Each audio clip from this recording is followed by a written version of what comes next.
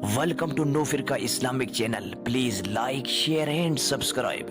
پھر 2 قسمیں، پھر 3 قسمیں، پھر قسم در قسم. تو پھر اس سے سمجھ آتی ہے کہ مضمون کو انتہائی اہم ہے، جس کو بیان کرنے سے قبل میرے رب نے رب ہو کر بھی 11 قسمیں کی ہیں.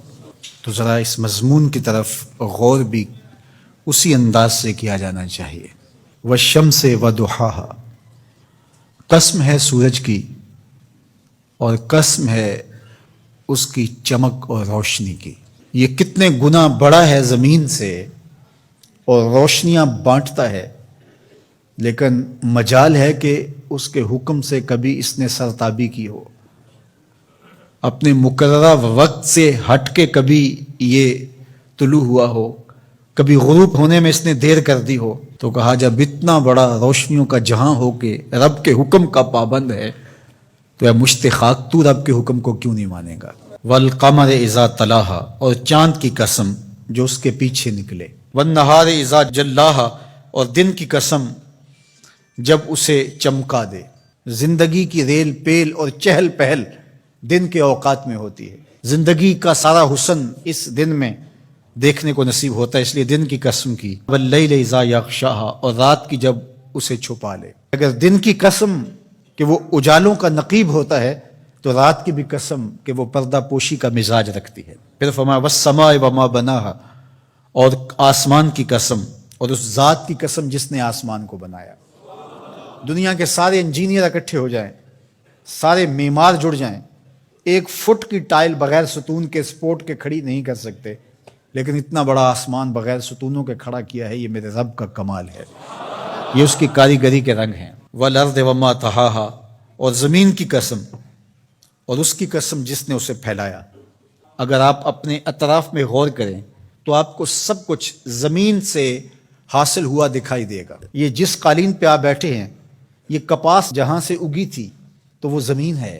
یہ سنگ مرمر یہ بھی زمین سے نکلا ہے. یہ جو ہے وہ درخت سے لکڑی برآمد ہوئی تو وہ بھی زمین سے نکلا.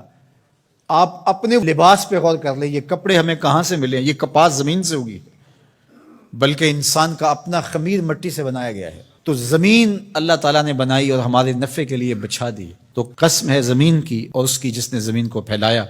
وَنَفْسٍ وَمَا سَوَّاهَا، اور قسم ہے نفس کی، جان کی، اور اس کی جس نے اس کے اعضاء کو توازن بخشا، حسن دیا، برابر کیا. فَأَلْهَمَهَا فُجُورَهَا وَتَقْوَاهَا، پھر الہام کیا اس کو، نیکی کیا ہے، بدی کیا ہے، یہ اس کو ہم نے عطا کر دیا. یہ کسی کالج میں، کسی یونیورسٹی میں، کسی استاد کے سامنے زانو تلمذ نہ بھی طے کیے ہوں، کہیں نہ پڑا ہو، اسے پھر بھی پتا ہے کسی کا مال چھیننا بری بات ہے. دیوار رکھتے ہوئے ہمسائے کے 2 انچ دبا لینا اچھی بات نہیں ہے.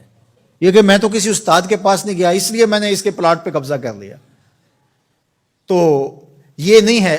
انسان کی فطرت میں یہ چیز ہے. حضور علیہ الصلوۃ والسلام سے پوچھا گیا کہ حضور گناہ کیا ہے، تو فرمایا ما حاک فی صدرک، جو تیرے سینے میں کھٹکے اور تو اس بات سے ڈرے کہ لوگ اس پہ مطلع نہ ہو جائیں. اللہ نے الہام کر دیا، اس کے اندر یہ چیز ڈال دی ہے. اسے پتہ ہے اچائی کیا ہے، اسے پتہ ہے برائی کیا ہے، وہ اچھی تمیز رکھتا ہے. لیکن اس نے مزید کرم کیا، راہیں اجالنے کے لیے، ایک ایک جزی کو واضح کرنے کے لیے پیغمبر بھیجے، کتابیں نازل کی تاکہ کوئی حجت باقی نہ رہے کہ مجھے پتہ نہیں چلا تھا. 11 قسمیں کر کے فرمایا قد افلح من زکاہا، جس نے اپنے اندر کو ستھرا کر لیا وہ کامیاب ہو گیا. جو رذائل سے بچا، جو برے افعال سے اپنے آپ کو بچاتا ہے وہ ستھرا ہو گیا. وقد خواب من دساہا، اور خسر و نامراد وہ ہوا جس نے میلا کچیلا کر لیا، گناہوں سے اپنے آپ کو برباد کر لیا. جو شخص بدکار ہوتا ہے، جو شخص گناہگار ہوتا ہے، جو شخص اللہ کے حکموں کو توڑنے والا ہوتا ہے، احکام شریعہ کی پابندی نہیں کرنے والا ہوتا، اس کی زندگی میں چمک نہیں ہوتی. اس کے چہرے پہ مسکراہٹ بھی دیکھیں تو وہ مصنوعی ہوگی، حقیقی مسرت اس کو نصیب نہیں ہو سکتی. ساری دنیا کی دولت بھی سمیٹ لے اس کو خوشی نصیب نہیں ہوتی. طمانیت باہر سے نہیں آتی، اس کے سوتے اندر سے پھوٹتے ہیں.